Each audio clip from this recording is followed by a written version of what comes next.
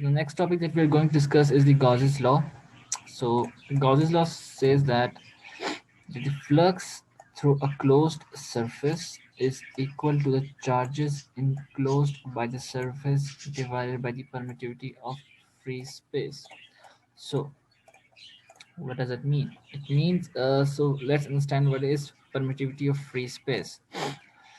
You can see that I have written here that the permittivity is the obstruction produced by the material or the medium in the formation of electric field. So in case of free space stands for vacuum. So in case of vacuum, the vacuum is our medium. So the hindrance that the vacuum causes in the production of electric field is known as permittivity, and it is a constant. Its value is predefined. So the Gauss's law is dependent upon this permittivity of free space, and is also dependent upon the charges enclosed in any closed surface. Remember that the Gauss's law is only applicable when the surface that we are dealing with is closed. So the formula for the electric flux through the closed surface is flux equals the charges present in that closed surface and divided by the permittivity of the free space. And I already told you what permittivity is.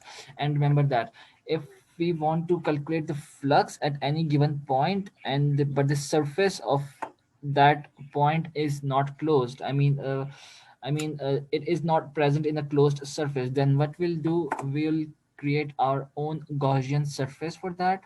And the Gaussian surface is a closed surface because Gauss's law is not applicable outside of any closed surface. Okay, so that's why the Gaussian surface is really important. So as you can see here, they have a charge, positive charge, and they are about to create the electric flux that is this charge produces. So to calculate electric flux, we by using the Gauss's law, we have to first make sure what is our Gaussian surface, and in this case they have created a spherical type of Gaussian surface that is in the form of circle. So we will try to find the electric flux through this Gaussian surface, and that will be the flux of the charge. Okay, so in that case, what they have done is that they have divided the Gaussian surface into small number of patches. Suppose n number of patches. And what is a patch? Patch is any small part of this surface. And what do I mean by that? Let us say this is my patch, a small section of that surface, that is a patch. Okay, so you can say, or you can say it a small number of n number of pieces. So all of these pieces, let's just say this is my second piece, my third piece, my fourth patch, my fifth patch, all of that will have an area, and they have denoted that area with delta a1 for this patch, delta a2 for this patch, and delta an up to the last patch that will end up here. Okay, so these are the areas of these patches. Fine. So now we have to calculate the flux through all of these patches, and remember that we have to use the area for the patch that we are talking about. Suppose we are talking about the first piece, then we'll use the area delta a1.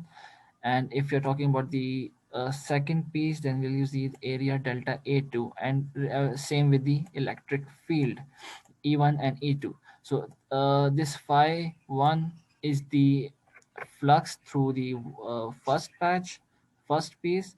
This phi 2 will be the flux through the second piece, and so on and so forth. And remember, they have the cause of 0. And where is that coming from? If you see here, I told you about the area vector. And in this case, if I consider this patch, then the area vector of this will be perpendicular to the surface, and that will be outside of the surface. And we have also the electric field. The electric field of this charge is also outside, is going outside. So that's why the angle between the area vector of all of these patches and the electric field is 0. Fine. So we have phi 1, phi 2 up until phi n. So these are all the flux through the patches that we have divided our sphere into. So to calculate the total flux through our Gaussian surface, that was the sphere is our Gaussian surface. So what we need to do is we need to add these flux, all of the flux of all of the pieces together.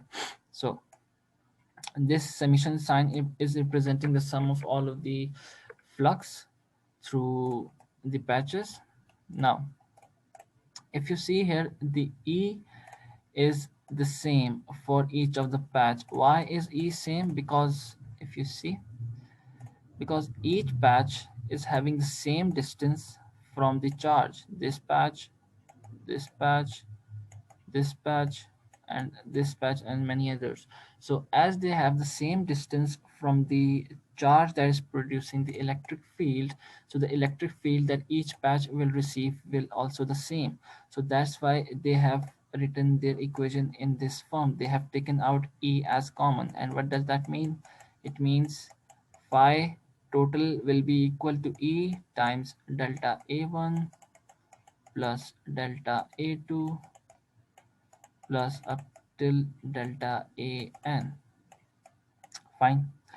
Now, now as we know that the electric field, the value of electric field, what is the equation of electric field?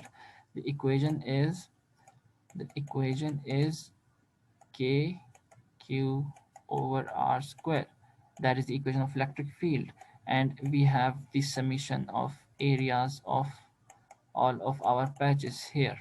Fine. So this is our electric field, and this is the sum of areas of all of the patches that we have.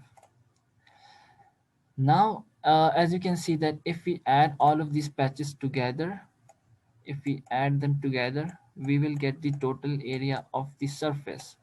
For example, if I add all of them together, I'll get the total area of the surface. And in case of sphere, the area of sphere is 4 pi r square.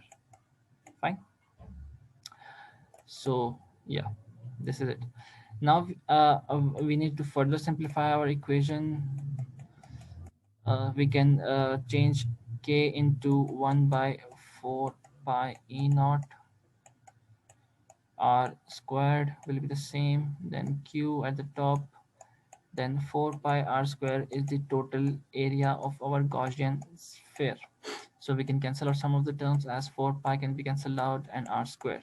So what we'll be left with is phi equals q by e naught. So this proves that the flux through a Gaussian surface is equal to the charge enclosed in it divided by the permittivity of free space. So that was the Gaussian law. You can see here, if I have number of charges placed in any closed surface, the surface has to be closed irrespective of its shape. You can see here we have an irregular surface, but it is closed. So we can deal with that using the Gauss's law. So it has suppose n number of charges enclosed in it.